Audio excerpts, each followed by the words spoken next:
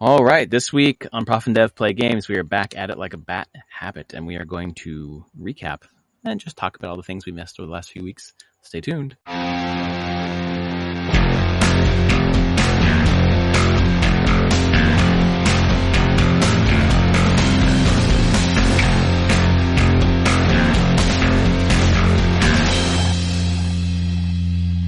All right, my friends, welcome to episode 532 of Prof and Dev Play Games. My name is Larry, the professor. Over there is Anthony, the dev.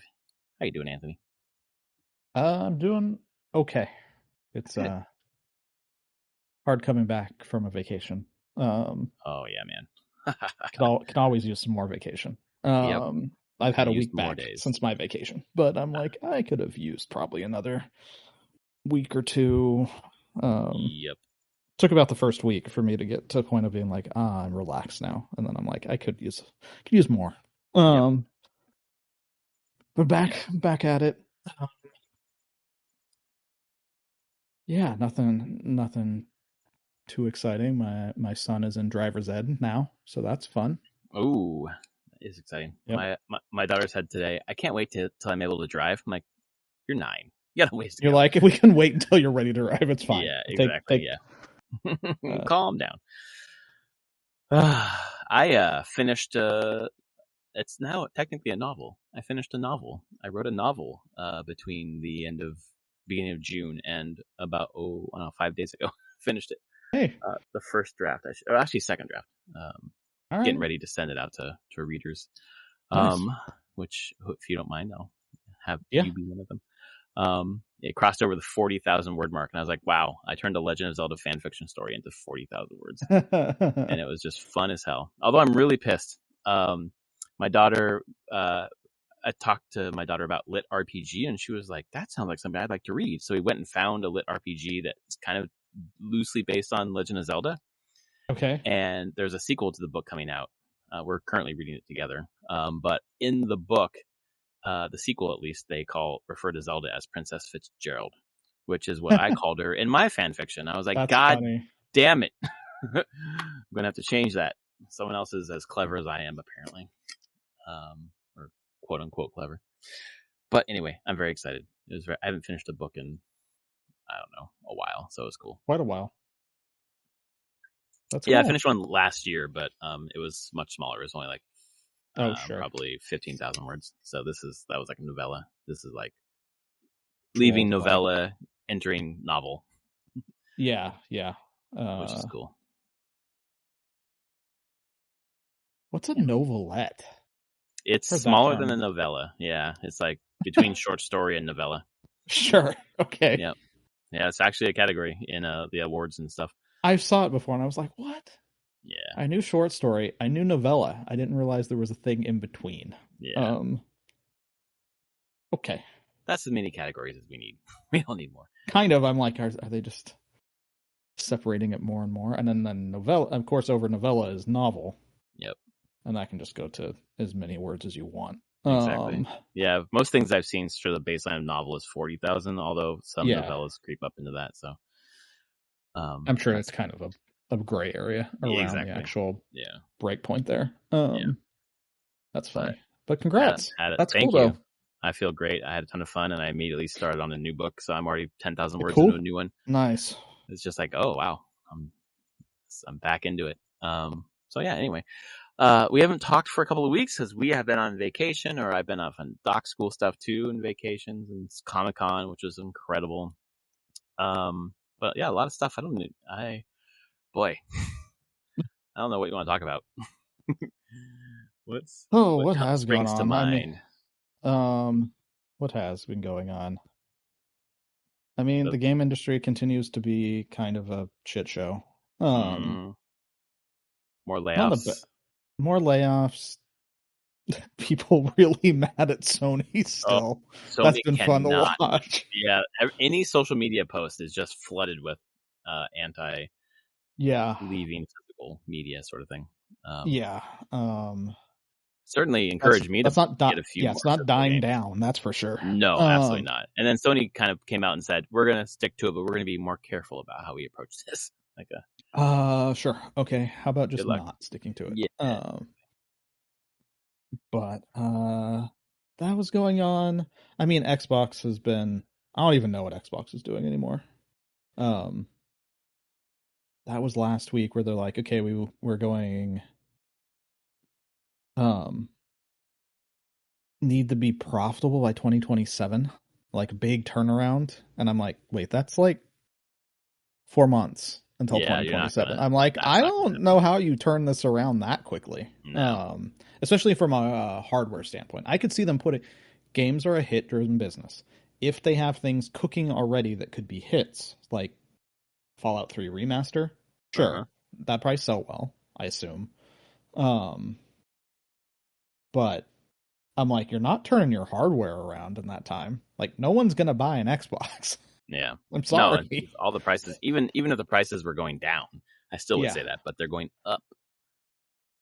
Yeah, that's the problem. I don't exactly know. It was said in a financial call because Microsoft was doing all their financial stuff and being like, they lost a lot, over $1 billion. I want to say it was like 1.7 billion or something was the loss on Xbox. Jesus, it was a lot, and you're like, okay, what are we doing here? What are we doing here, people? Well, I'm sure they got a fat tariff refund from the government, like Sony did, to buoy their books a little bit.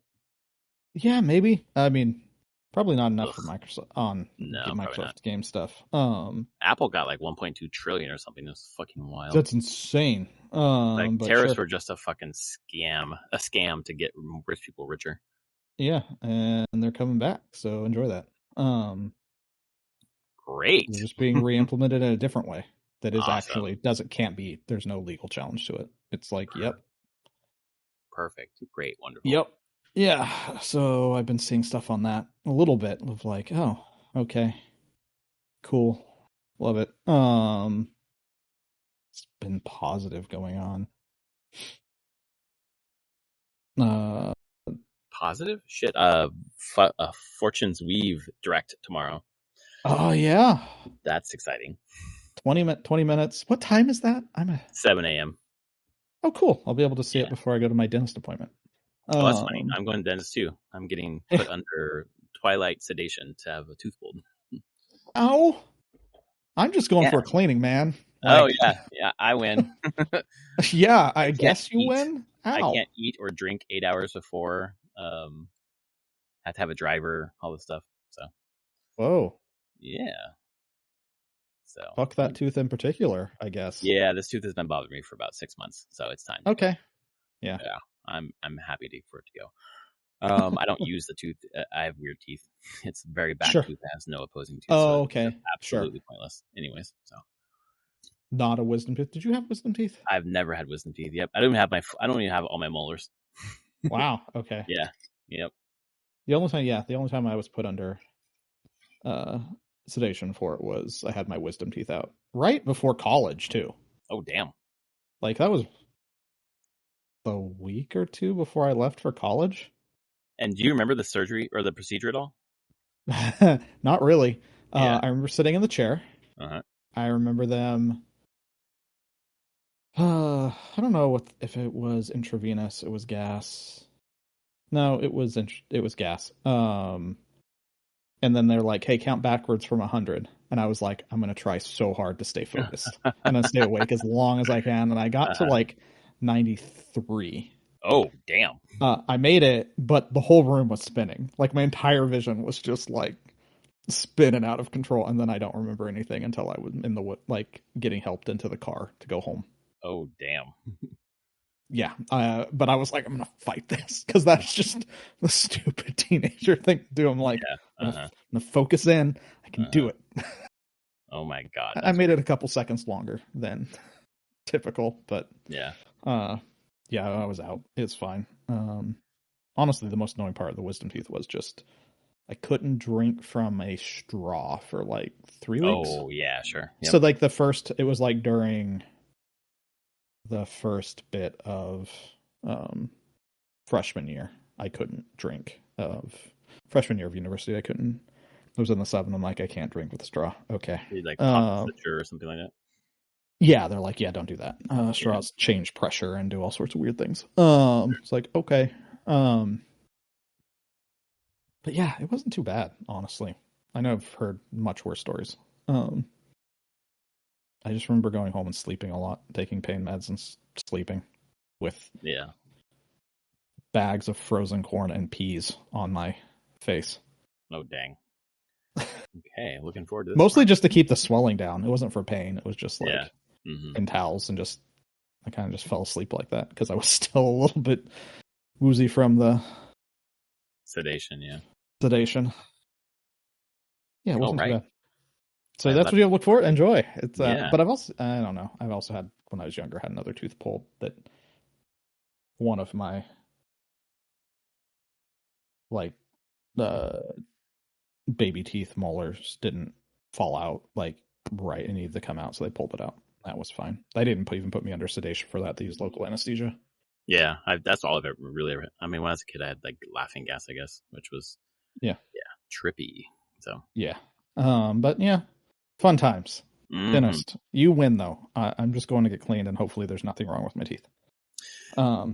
Quite a diversion from the Nintendo Direct we started. Yeah, Nintendo Direct tomorrow. Fortunately, 20 minutes. Yeah, it's not a long time. I mean, I feel like we've learned a lot already from the previous Nintendo presentations. Yeah. So I think it will just be a little bit more detail into any unique battle mechanics that are going on here. The system that's different than previous, and then introduction more to the non-battle segment. Like, what are you doing outside of battle? Like, how 3 houses is this? Mm-hmm. Right. But and character introductions probably more. Like, I don't think it's going to be super deep on it. I think they know they don't need to be that way. Mm-hmm. It just needs to be exciting and get people to be like, yes, I want this. Because boy, do I want it. I'm quite excited. I think if it's based fully in the Coliseum and it's just that thing, that's gonna be great.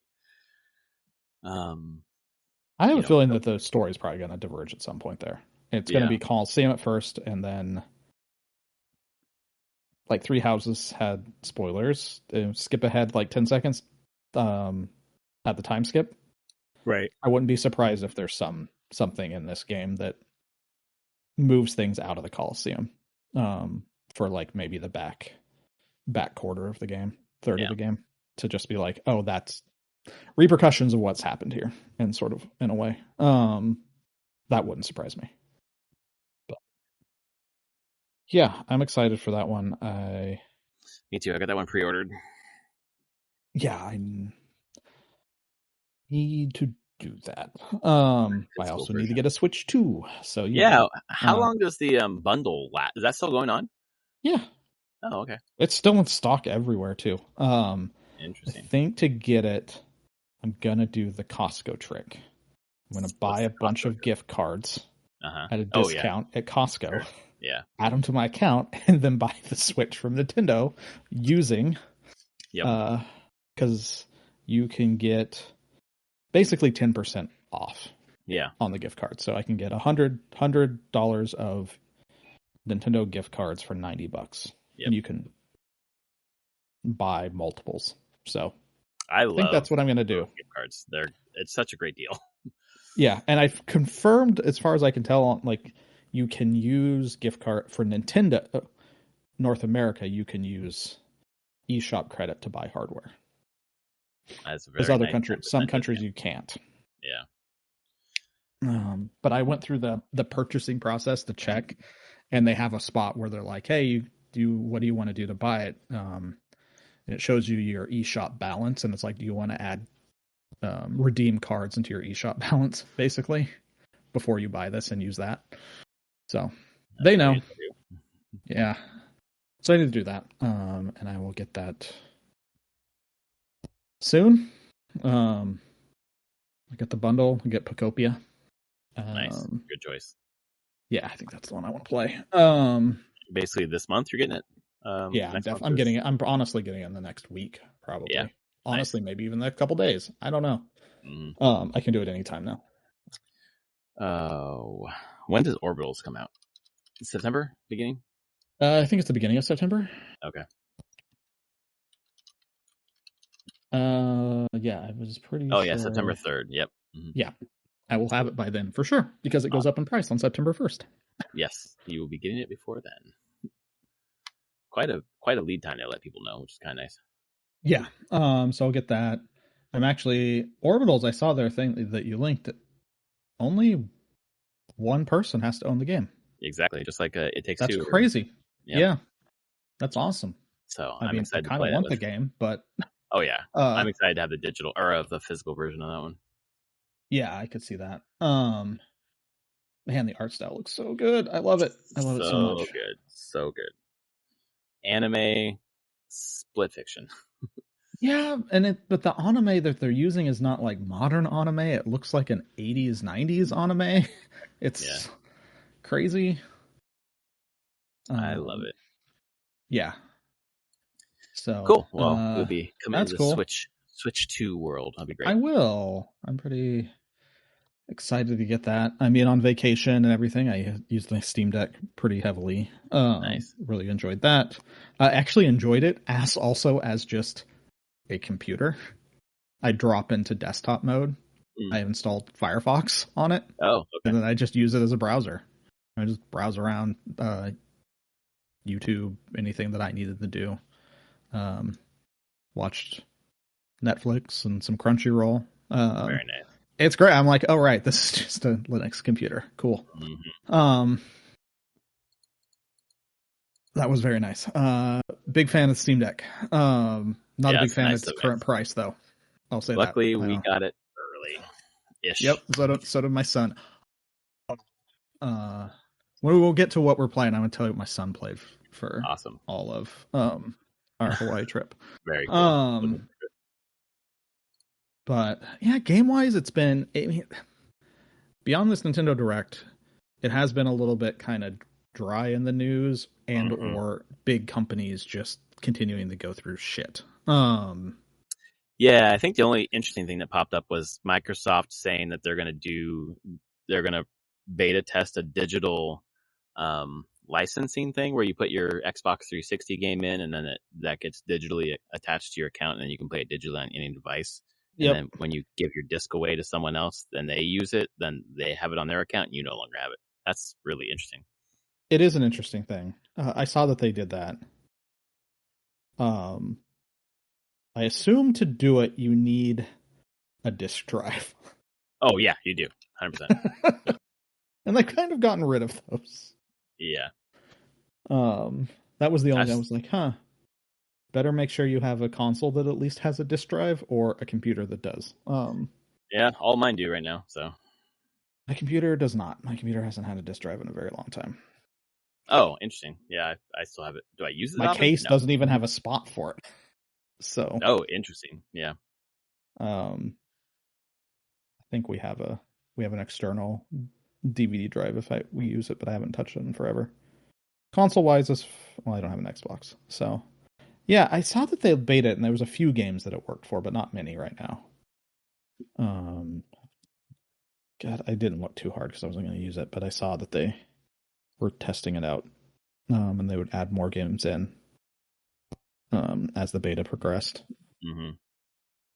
Yeah, I don't know exactly. I'm very curious how Yeah, that's because it all going started to with work. 4. Yeah. Yeah, it's a neat service. I don't. I like the idea of turning your physical into, Yeah, um, like I love Nintendo Switch physical games. I don't necessarily like to carry them all with me everywhere I go in case I lose yeah, my fucking shit. So to own something physically and then have it as a digital, yeah, would be kind of cool. Yeah. yeah. I mean, it's basically trying to like none of those games would have come with when they came out keys for any kind of digital stuff. Yeah. I mean, that would be my. Why can't we just keep physical now?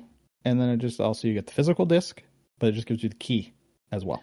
Well, like when I buy a Blu-ray, right? It has like the Blu-ray has a DVD and a download code. It's like I just got Yeah, three, yeah, three yep, yep. all in one.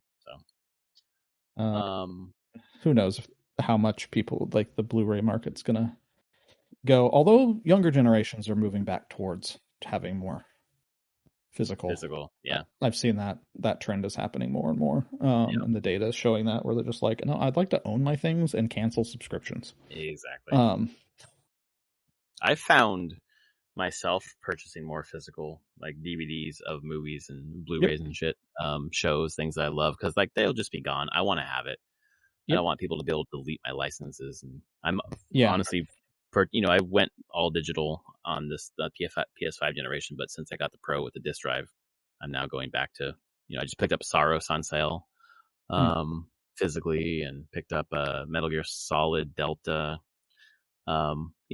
I know this is why Sony's going digital, but like these went on sale. I'm just really, unless it's a Nintendo game, I guess. Like I'm not really interested in spending $80 on a fucking video, or $70 on a video game. Yeah, it has to be something special. I'll be honest. Yeah, exactly. Like I'm going to spend probably a decent chunk on Persona 4. Yeah. For a copy of that, and I'll get physical edition of Final Fantasy Revelation on PS5. Mm-hmm. But yeah, it's going to be a pretty specific games for me. Actually, really want physical. I have to think through it a lot more. Like I said, Nintendo for sure. Square's making it hard on Switch, because I don't really give a damn about Kane key cards. Oh my god, yeah. Mm-hmm. Switch 2 specifically. Yep. The games, the Switch 1, you can still get the physical copies. But I don't know. I'm like, why are they making this so hard? Come on, Square.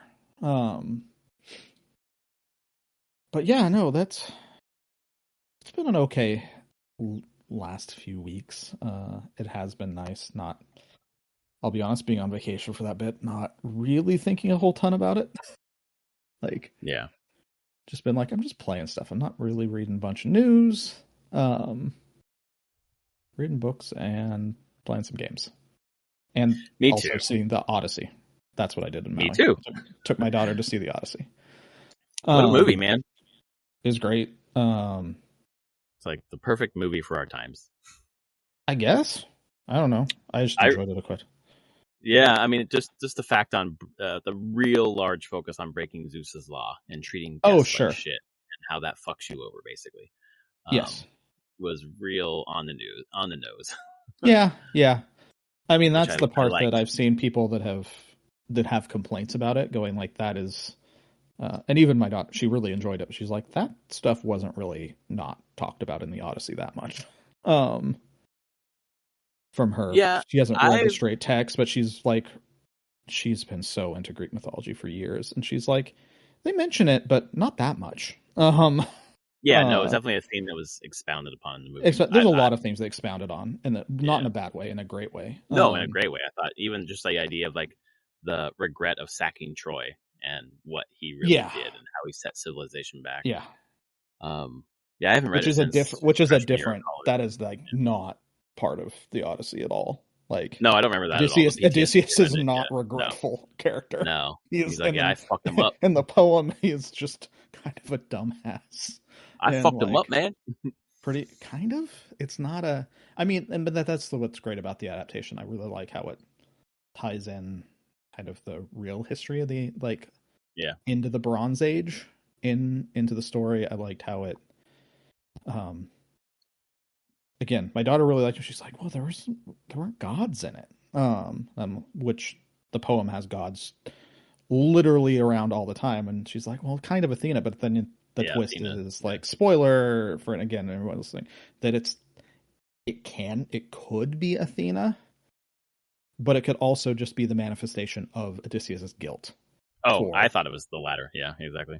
It is, and it's meant to be like, oh, what is gods and whatnot, and anything like that. I took it as it's him manifesting his guilt for the priestess that was killed when Troy was sacked, and that was a great twist. It's definitely a modern take on the poem, but I think that's generally good. The looked amazing. God, it's a gorgeous film. Yeah, we were lucky enough to see it in 70 millimeter IMAX, which is great. Just huge. My wife was like, we needed to see one kind of at a time where we could get our daughter and her friends from camp, and it was hard to find the right time. But there was one that was at 8:30 this morning, and she was like, "Well, I see one that's at 9:15," and I was like, "Yeah, that's regular screen." She's like, "What?" And I was like, "No, we're gonna see it in IMAX at least, and if I can see it in 70 millimeter, I'm gonna see it in 70 millimeter. Yeah. I want to see it what it was meant for." There's only 25 of those screens in the entire country, and for some reason, there's the closest theater to my house has one of them. Yeah, yeah. So it felt lucky. It was huge. It was beautiful. It was loud as fuck, man. It was so loud. The movie is loud. Jesus. That's very much a Nolan thing. Yeah. What are they doing? So is it 70 millimeter? Yeah. There's 70 millimeter showtimes here in Seattle. At the SIF downtown, which was the Cinerama before. It is like one of the few theaters here in the area that can actually do it. And that's the one I've been tempted to try to get tickets to go see it again. But it's sold out all the time. Like, it's still just selling out. Yeah. This one, because everyone wants to 8:30 see in it the morning, at 7 let me tell you, it's not. No it's not one. sold out. Yeah, I'm sure. There were like 15 people with us in there. Yeah. People have to work. Yeah. But they extended the run of the 70 millimeter here by, like, I didn't even think I'd get a chance to see it because it would have been out of this theater by the time I got back from Hawaii. But they extended by another like 2 weeks, I think, or 3. It's going till August 20th now. Oh, that's interesting. 170 millimeter showing at this theater in Seattle. Yeah, because it's been selling out. It's just doing gangbusters in that format. No, I really enjoyed it. It stuck with me afterwards. Like, I've been thinking about it since seeing it, just a lot with its message and what Nolan has decided to put his own twist onto the myth. And then the acting was fantastic. It was very good. Tom Holland was so good. Matt Damon was good. Yeah. Anne Hathaway was incredible. John Leguizamo. Yeah, Holy man. Shit. Like, yeah, my wife was like, "Is that John Leguizamo?" Yeah, like, I think so. Holy shit, he did so good. Like, holy crap, great, man. I even thought Robert Pattinson was great. Oh yeah, slimy bastard. Yeah, so man. Good. Yeah. I mean, it's for the most part all people that have worked with Nolan before. I don't think Tom Holland hadn't. Yeah, I was gonna ask by him. But Pattinson has, Hathaway has, Damon has. Like, that's the thing. Nolan usually picks from a close people that he's already used in movies before. He likes to use the same actors. So, yeah, it was such an interesting just portrayal of that whole poem. I really enjoyed it, and it's neat to see a strong modern take on it. Yeah, I thought Charlize Theron as Calypso was really compelling too, and she wasn't in there a ton, but just enough to like, yeah, man, but God, even in this movie, Odysseus is a dumbass. As my daughter said, why do you fire the arrow at Polyphemus? Why? You didn't need to do that. You were already gone. That's what his people were saying too. Like, what? Why? What'd you do that for? You dumbass. Fucking made it worse. He did make it worse. But yeah, man, yeah, I kind of want to see it again. I don't know if I'll get a chance, but man, seeing it in 70 millimeter would be really cool. It was great. For a 3-hour movie, basically, it went by pretty quickly. It does. It did not drag. No. The ending hit me pretty hard. At least it was like, oh right, we're watching a master filmmaker at his craft. Yeah. Absolutely. Yep. And the first film completely filmed in IMAX. Yeah, isn't that crazy? I saw some behind the scenes stuff about because there had been films there's been animated films that were all animated for IMAX, and there's been documentaries and short film that have done it. But the reason why they haven't had like a full theatrical, like full run movie in IMAX is the cameras are fucking huge. Yeah. And they hadn't figured out a way to actually like film close up like scenes, like with two actors just talking to each other at close range because the camera's too big and it's so loud. And IMAX built Nolan new cameras that were smaller and then also had basically a covering over them to make the sound less, and then mirrors set up so that if the camera is in a place that the actors couldn't see each other because the camera was blocking their view, they set up mirrors so that they could see the person they were responding to on the other side using mirrors. Oh my god, that's so behind the scenes stuff is just crazy, and you're like, oh my god, I need to see that. Crap. That's cool. Yeah, I have to find the clips of it. Because Nolan's been pushing. Yeah, it was on YouTube. I watched something it was talking about about that statement that this is the first film filmed in IMAX, and kind of actually also equating it to the Wizard of Oz, which was the first Technicolor movie. Oh, but technically was not the first color movie, but it was the first one to do it at the scale and how it did it. That showed that it could be done.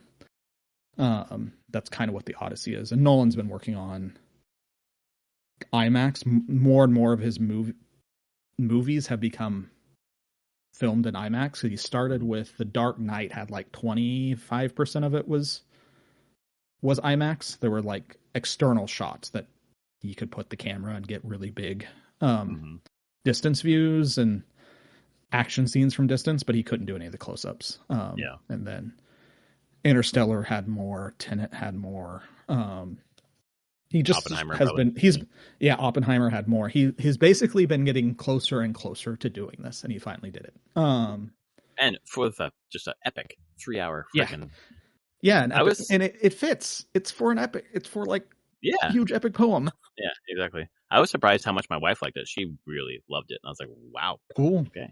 Yeah, I didn't know how my daughter was going to take it, because like the stuff that she has had the Odyssey was like, she hasn't read the actual poem, but she's like, the adaptations and the stuff that she has been reading and stuff are much more, I would say, closer to the poem and how much the gods are actually like physically there and like messing with people and talking to Odysseus and talking to the characters. Like, and I'm like, okay, I gave her prep. I'm like, this is going to be a much more grounded, and I wouldn't say realistic, but trying to be more in reality than gods are walking around with them and talking to them. And I was like, I don't know. Show the trailer, and she's like, I'm up for it.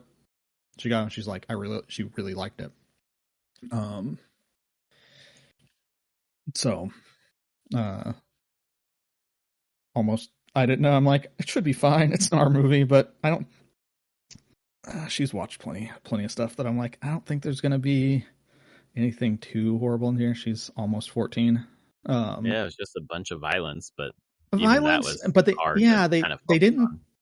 didn't linger on the violence for the most part. Like they weren't showing gratuitous blood or anything like that. It's just like, it's violent, and I'm like, well, she's seen plenty of like violent stuff, and I don't know, she likes shonen anime. So yeah, exactly.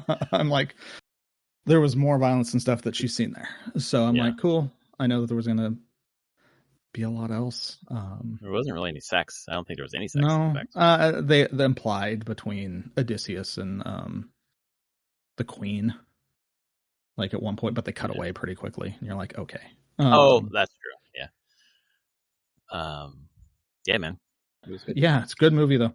Very. It's fun to see good media. Yeah. Made. And then be like have such a good reception. That was the thing about it. Exactly. I was like, I expected it was going to do decent, but except for the part of the internet who's like, Helena of Troy can't be black. Helena of Troy can't be black, and you have a trans actor. Elliot Page. Yeah, exactly. Elliot Page now. Who was also in Inception. for Nolan. Oh, really? Pre-transition, but yeah, I mean that's how they know Nolan. That's how Nolan picks. Like I said, Nolan, if he likes you as an actor, he's going to use you and call you and be like, "Hey, I've got a spot for you." Yeah. I'm not sure how Travis Scott got into it, but other than that, I don't know. That was weird. I was like, okay, sure. Interesting. He's just there as a bard, basically, briefly. Yeah. Telling this, framing the story, basically. Yeah, framing the story. Yeah, exactly. It worked. I mean, I thought he did a good job. It worked. Yeah. Speaking of movies, my daughter doesn't like movies very much, but I was like, I'm putting on Harry Potter. We watched the first movie. I'm like, you can stay with me. You can't have another screen, but you can do anything else you want to. And she put on her headphones and read her book through the first part where they're being mean to Harry. And as soon as he gets on the Hogwarts Express, she was in, and she watched the whole movie with me, which is unusual. And then tonight, my wife told me when she went into her room, she was reading on her Kindle the end of book one because she's been reading book one. And so she's at the end now, and she's so excited about what's happening and how it relates to what she saw in the movie. And she's like, "Mom, can I please keep reading for? I know it's bedtime, but can I please keep reading for 5 more minutes?" And it's like, dude, kid, we're never gonna tell you no if you want to keep reading. Yeah, like, that's kind of how he felt too, and it's been great. Yeah, so good. Yeah, I have such conflicted with those books now. We went to Book Off and we bought them all used. I'm like, I'm not going to buy. My trade off is I'm not going to buy them new. Yeah, they're still good. They're still incredible books. They really are. And that's the thing with it. I think as we got older, we've had some talks with our kids once they were like in their teens and stuff, and being like, hey, when you're reading the books, understand that, like, look through them at this lens once they're old enough to be like, hey, they don't do anything awful in them at all. Like, the stories are actually great. It's just understand this is the views of the author. Yeah. So be aware when you read that there's things that are just omitted from the books. You know, like other races. Yeah, exactly. For the most part. And just things like that where it's like, no, there's nothing wrong with them, but just understand you're old enough now that you can think that was whenever. It's been the last couple of years, especially with my daughter, when she was like really, really getting into it, and we're like, she would hear us talk about like our conflicted, my wife and I conflicted talk over the like, we like them, they're neat, but how do we actually feel whenever the author is kind of an asshole? Yep. Not kind of, is an asshole. Is an asshole. Yep. And you're like, huh. But it doesn't take away from the fact that they're actually like a good story. Well written, well paced. Well written, like, good really, characters, like exactly. Has good conclusion.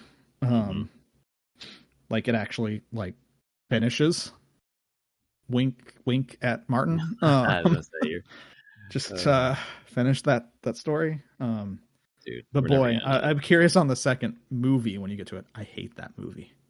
Hate it. It's my least favorite of all of them. Interesting, because I've never seen the movies. This is my first time.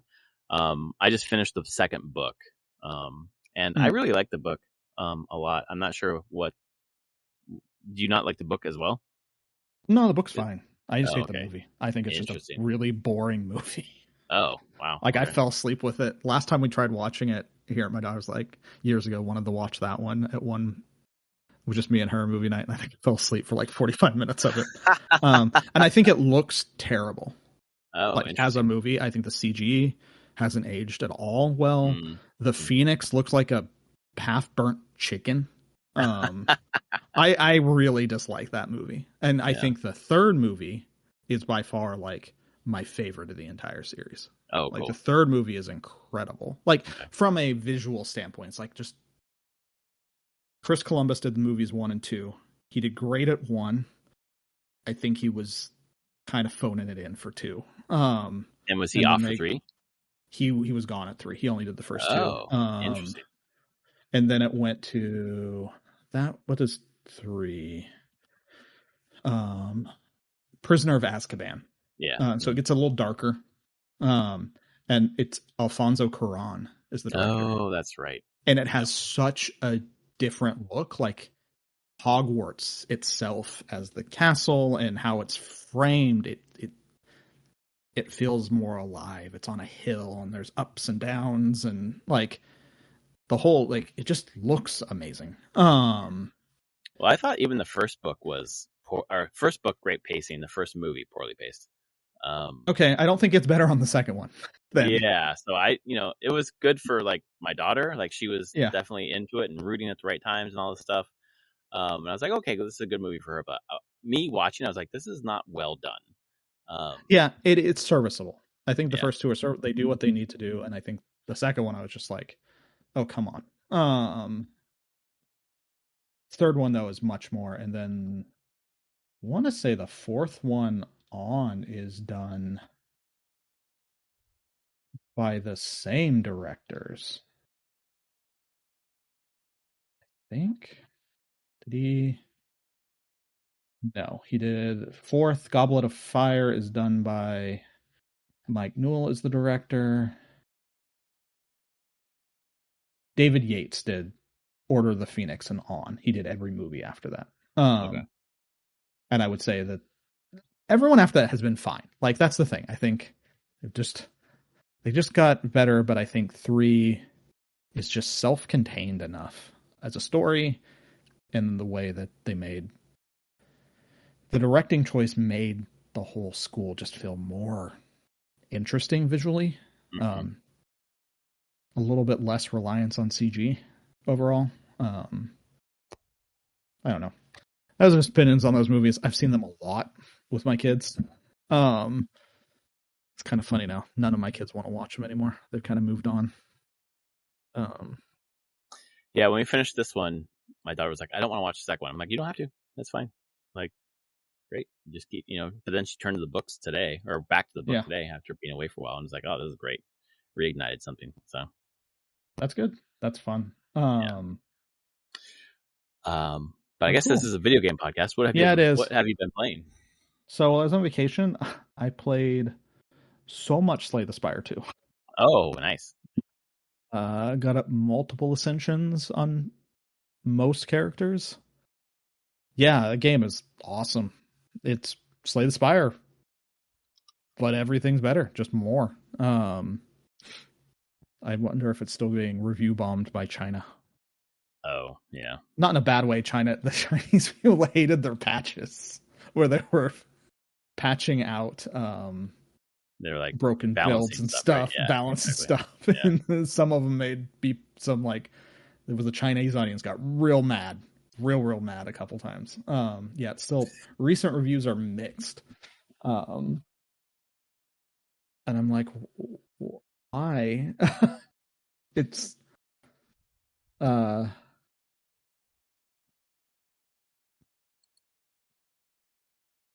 yeah, basically people are just because they're balancing and nerfing like super like the most broken things, and that makes people mad because they're like, why are they making this out harder? I'm like, well, because it's supposed to be meant to be that way. Yeah, that's the reason it's in early access, and they're balancing it. They're getting a bunch of data showing what builds and deck selections are way over and under tuned, and they would like to bring that in. So I think I really enjoyed it. I think I unlocked everything I can at the moment. Except just going up higher ascensions. So I'm just waiting for the next major patch and I'll play more of it. But fantastic game. Roguelike deck builder. I still think probably the best one out there. I think part of it is that they've done a great job of finding that the right granularity with their numbers, that it's easy to understand, and the numbers never get too crazy. A human brain can mentally just understand the numbers that are happening until you do something stupidly broken, like 1 in 1,000 chance that you hit the right cards and get the right cards into your deck, and then you just do some like absurd like high damage build, but for the most part, like a lot of other deck builders get stuck in this like number escalation problem where it just becomes I'm doing thousands of damage, and you're like, what does that even mean? I don't even know. The Diablo problems or whatnot, where you're dealing millions of damage, and you're like, okay, I just press button, things blow up. So this, I think they found the right balance in Slay the Spire, and have kept to that in the second one from the first one. New characters are a lot of fun. I don't know. It's been great. I don't know why I kind of gravitated to that. I was like, I'm going to play. Weirdly, I've been playing Power World as well. Interesting. Because it's in 1.0. I had it in. Yeah, sure. I had got it before and it got 1.0, and I'll play it again. That game has a ton of content. Like, holy crap. And Nintendo, they can't copyright their things. So, right. Trademark that stuff. So they took the ball out on the clear. basically. Yeah.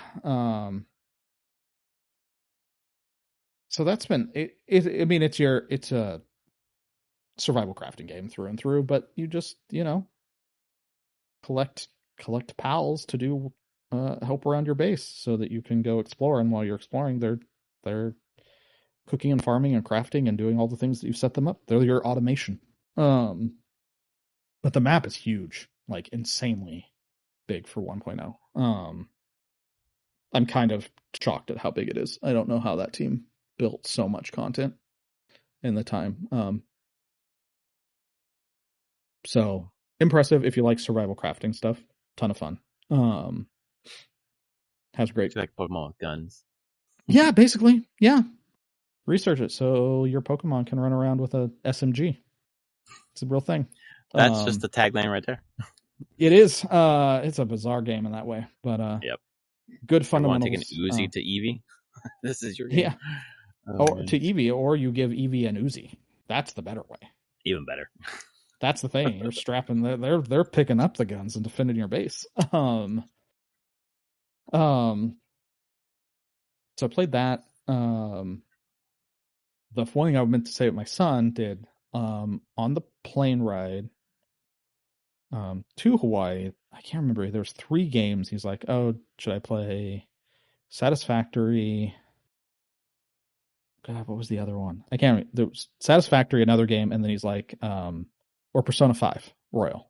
Oh. And my wife turned to me and was like, my son was like, "Hey, you know what he's gonna pick. You presented Persona 5." Yes, exactly. And I presented Persona 5, and he beat it on the plane ride home. No, what the? Wow, holy fuck, God, that's a lot of game. Like 100 hours. And he wasn't like doing anything. He was just, it was like, fine, we're like, you're on vacation. Yeah. When we're just at the condo where we're staying, I don't care if you play, whatever. Yeah. So that's what he was doing. We were playing, or then we were an experience, man. At the beach, and he played through the whole thing. And he had a great time. Oh my God, I bet he did. Yeah, it was really funny. It was you played it on the Steam Deck or Steam Deck? Yep, Steam Deck. Nice. Yeah. Yep. No issues whatsoever. There's one point where he brought it to me because there was like some hitching, like clearly a frame rate dip, and it was just one of the palaces, one area in one of the palaces, just clearly not optimized that well. Yeah. But other than that, then he was like, yeah, it was holding steady at 45 FPS for the most part. Pretty good. Yeah, it was. I couldn't believe it. He played through the entire thing. That's stunning. When did I start that game? I'm still fucking not through that thing. That's incredible. He did it all. I was like, just play it for a bit. If you bounce off, you bounce off. And he's like, he did not bounce off. He just went all in. What a great game. Like, just to soak in over like 100 hours straight, just like, such a good choice. Yeah, and he didn't really follow. He looked at a couple guides later, but he definitely didn't. He missed some confidants, not party members, but side ones. He's like, I have a clue that this was a person I could talk to. and all sorts of stuff. Like he figured it all out. So he didn't 100% it. The game close, but couldn't do it. And I don't think he'll play it again. He's like, that's a lot of game. I don't think I want to play it again. Well, luckily he got the Royal from the first He got the get-go, Royal as opposed version. to I was like, I 5 played it and twice. Royal. Yeah, exactly. Didn't you platinum it twice? I did not platinum non-Royal. The platinum on original Persona 5 was obnoxious as hell. And you need it. Like, the only way you could do it, I believe, other than if you stumble through it and successfully did it, was following a very strict guide on the original Persona 5. And I don't know if you could do it in one playthrough, was the thing. Multiple playthroughs. The Persona 5 trophies were very different, a little bit different than Royals trophies. To a point that was kind of obnoxious. People always complain that it was obnoxious. I'm checking right now to see if there's earn all trophies. Or exactly. There was one that was absolutely obnoxious.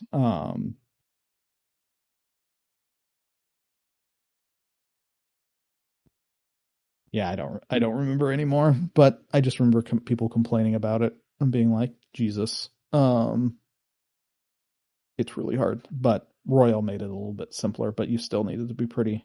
I think I did Royal better because I had already experienced it. I knew kind of a much cleaner, like, what should I do with my days? That kind of stuff. But yeah, that was cool to watch him play through all of that. Hell yeah.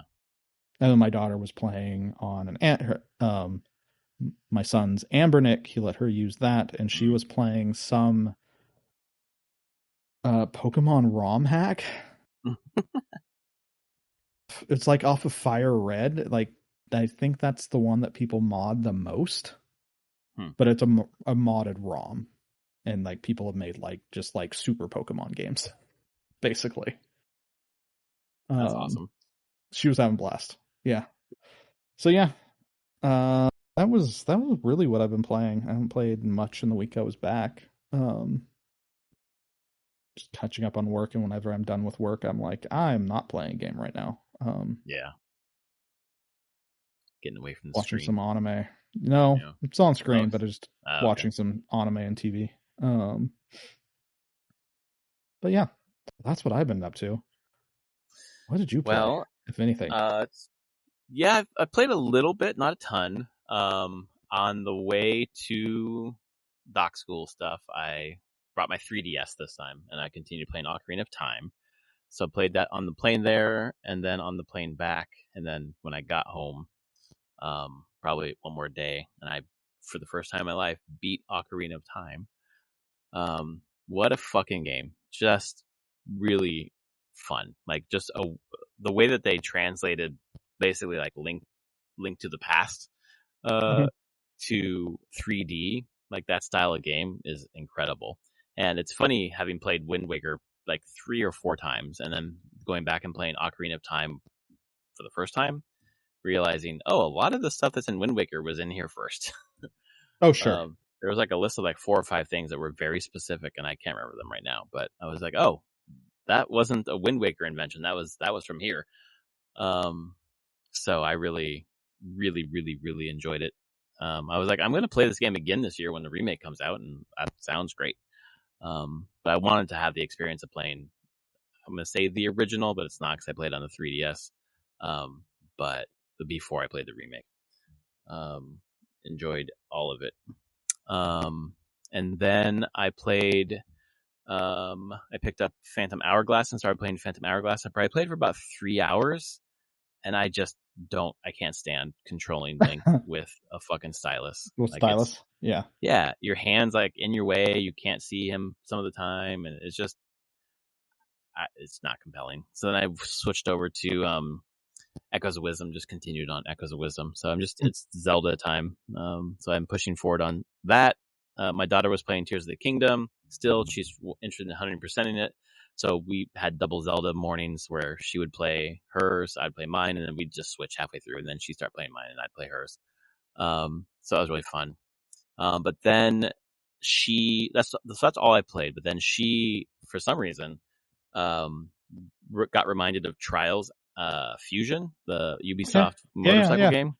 Yep. And she's been playing the shit out of that for the last 3 days, and has just been having a blast. And that game's gorgeous. Like, I don't know if it looks better on the Pro or what the fuck's going on, but it looks incredible. But that's a 2014 game. So I can't imagine they've updated that in any way. But it still looks good. So she's been playing that, and then Splatoon Raiders came out before I went to Comic-Con. I think the 23rd is when it came out. So she was at a friend's house and played it with her friend, and then it came and she started playing it at my house. And she got to the end. She got to the last raid. She has not beaten it yet, but she just enjoyed that game so much, and it's just a really well done. I watched her play it. I haven't played it myself, but I watched her play it, and it's a really interesting extraction shooter in the Splatoon universe. So watched her play that, and that's about it. Been doing a ton of writing, a ton of reading, and obviously on our vacation, like I didn't bring I brought a game system. I played it on the plane, but I didn't play anything there. I read Pat Conroy, South Abroad, when I was there, at the pool, and yeah, just lots of reading, lots of writing lately. And then in between there, I went to my doc school thing, finished another class, and did some papers and things. So class is about to start in 2.5 weeks. So I've basically got a bit of a break. So I have, Resynced, Black Flag Resynced. I've been playing a bit. Oh, nice. It's gorgeous, man. It looks great. And I picked up a couple of physical versions, like I said, of Metal Gear Solid, Saros, but I've been bouncing around. And when I've stuck on something, it's been Zelda. So I've been playing a lot of Zelda. Nothing wrong with that. Oh god. Play to complete Link to the Past and Ocarina of Time for the first time in the same year. That's pretty incredible. That's pretty good. Yeah. Yeah. That's great. Oh man, I'm looking forward to getting my Switch 2 and playing Breath of the Wild and Tears of the Kingdom on 4K on it is OLED. Holy cow, damn. That's going to be amazing. It's it's not a different experience, but it is. Like, I can just, just looking at it, like, it's just so smooth and so beautiful. And it's like, damn, I played both of these originally not on this hardware. Yeah. But then I watched my daughter do both of them on this hardware, and she's like, God, this is gorgeous. So yeah. Oh, yeah, man. Yeah. But that's it. Cool. Yeah. So tomorrow, Fire Emblem. That'd be great. Yeah. I look forward to that. I'll check it out when I get up in the morning. Get myself a coffee and sit here and watch it. Yay for being super early. Absolutely. Cool. Well, I think we will leave it there unless you have something else. No, I'm good. All right. Well, thanks everyone for listening and tuning in to our podcast. If you like it, please rate it on your podcast service of choice. And we will be back next week to talk about recapping, that Fire Emblem Direct. I think so. All right, folks. See you next week. Later, everyone.